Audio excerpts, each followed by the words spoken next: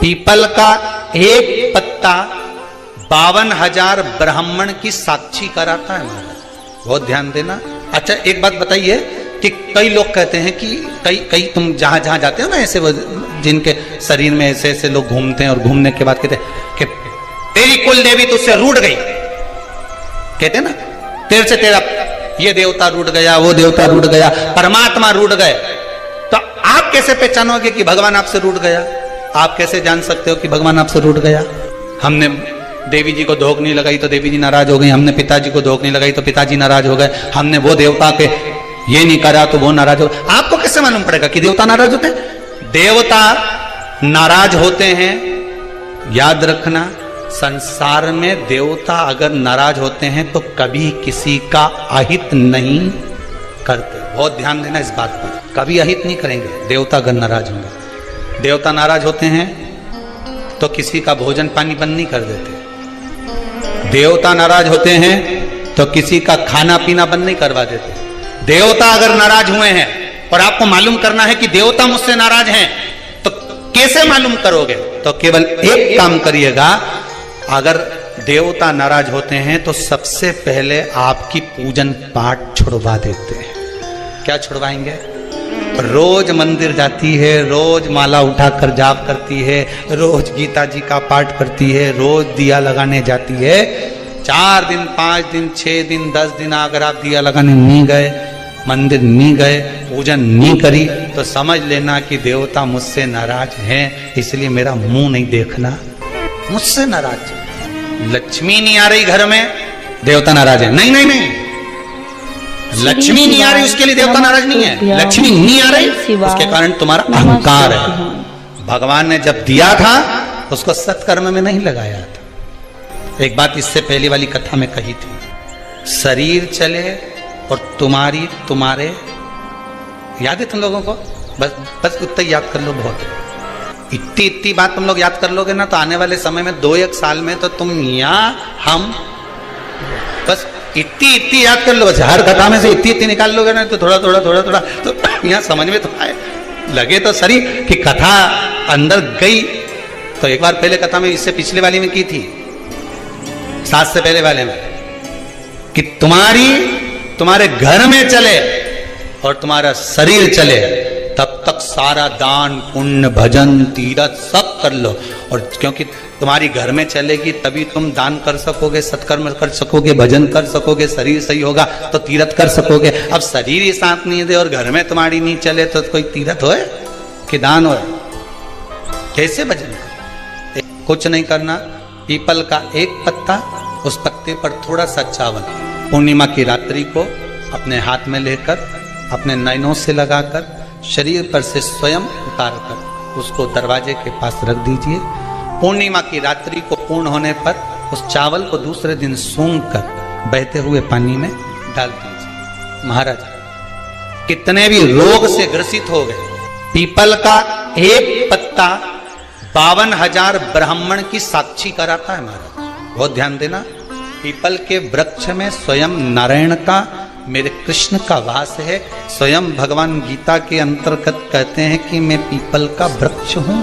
नारायण 52,000 ब्राह्मणों का वासा एक पीपल के पत्ते में होता है। और आपको पहले भी कथा में कहा, बेटी गाय ब्राह्मण बहन ये सब काल का हरण करने वाले हो। रो शिव का स्मरण करो। कई माताएं कहती हैं, गुरुदेव हमारे यहाँ पर शंकर भगवान का शिवलिंग नहीं है, तो क्या हम बाजार से ले आए?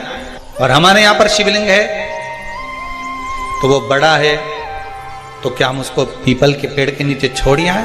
शिवलिंग है तो पूजन करो, नहीं है तो भगवान का जब स्नान कराओ, ठाकुर जी का कराओ, देवी जी का कराओ, जो तुम्हारे घर में भगवान है उनका जब पूजन कराओ, तो पूजन कराने के बाद में जब उनका स्नान कराओ, स्नान कराते समय थोड़ा सा भाव यही प्रकट कर लेना कि हम शंकर विश्वनाथ को, महाकाल राजा को, सोमनाथ को, मल्लिकार्जुन को, भीमाशंकर को, त्र्यंबकनाथ को हम जल चढ़ाएं।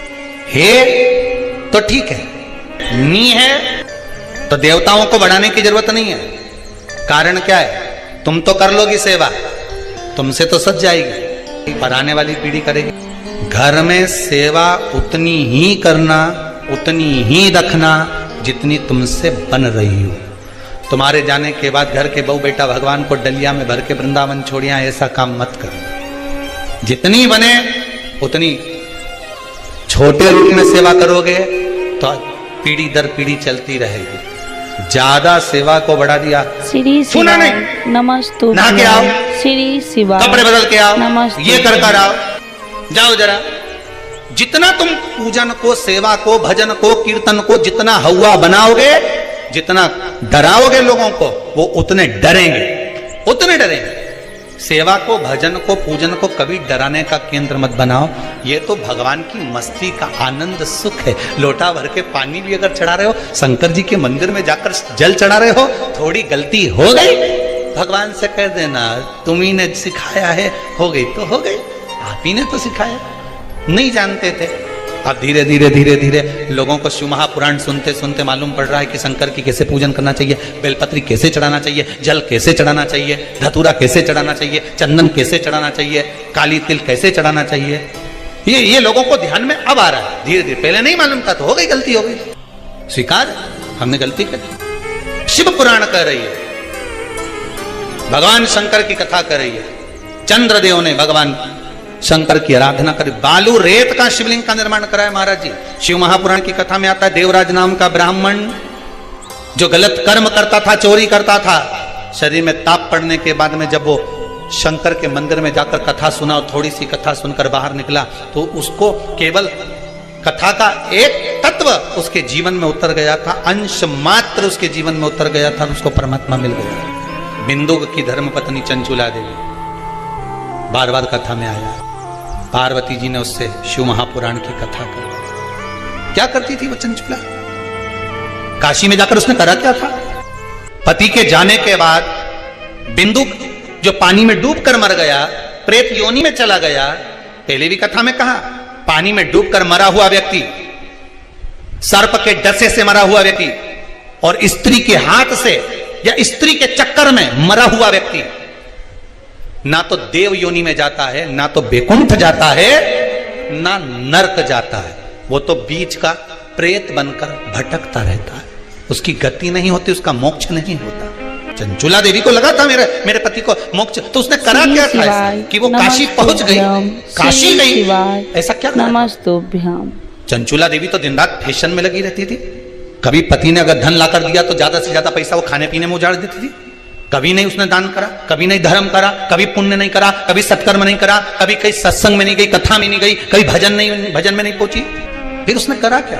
बचपन में किया गया कर्म व्यक्ति को कब प्राप्त होता है, ये चंचुला देवी की कथा, चंचुला देवी की कथा करें। चंचुला देवी की मां भोजन का जब निर्माण करती थी, ध्यान दीजिएगा जरा, बहुत सुंदर संवाद है।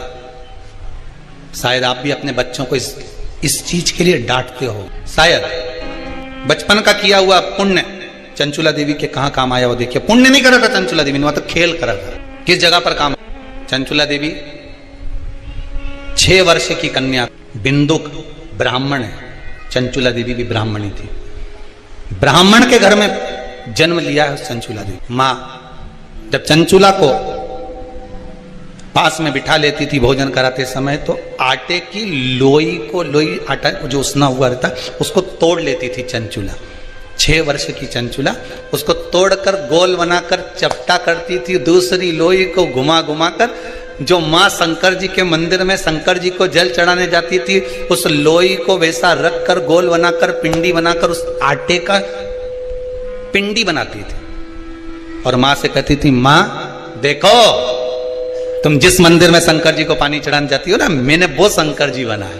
ये 6 साल की चंचुला, ये बच्चे आपके भी करते होंगे। जब माँ पापड़ बेलती, माँ जब पापड़ बनाती है ना, तो छोटी छोटी लोई बच्चे छोटे छोटे से हम भी बनाएंगे, हम भी बनाएंगे। और छोटा सा बच्चा लोई लेकर बैठ गया, घुमा रहा है, चिड़िया बना रहा है, तोड़ रहा है, फोड़ रहा है। चंचुला देवी ने भी ये करा।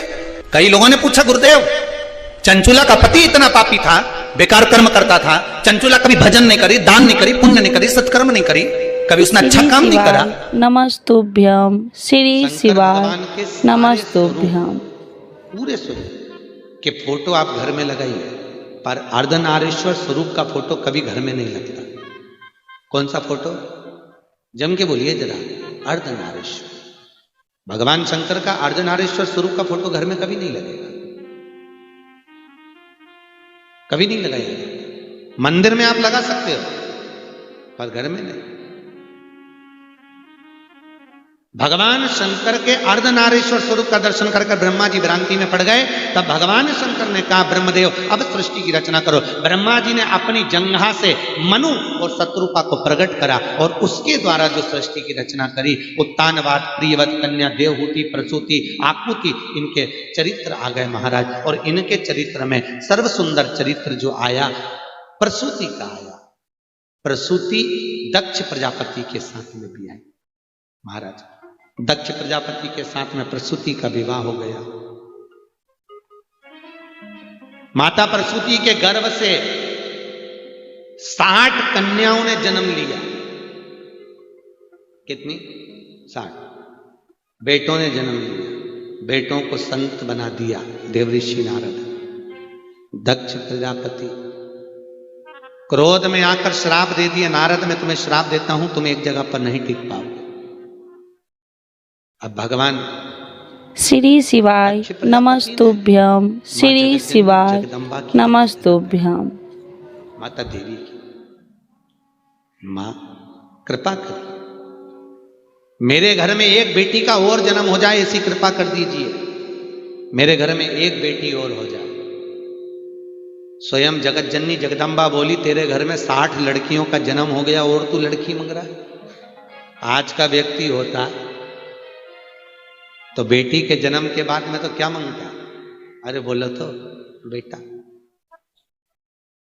शिव महापुराण की कथा कहती है, बेटा एक कुल को तारता है और बेटी 2 कुल को।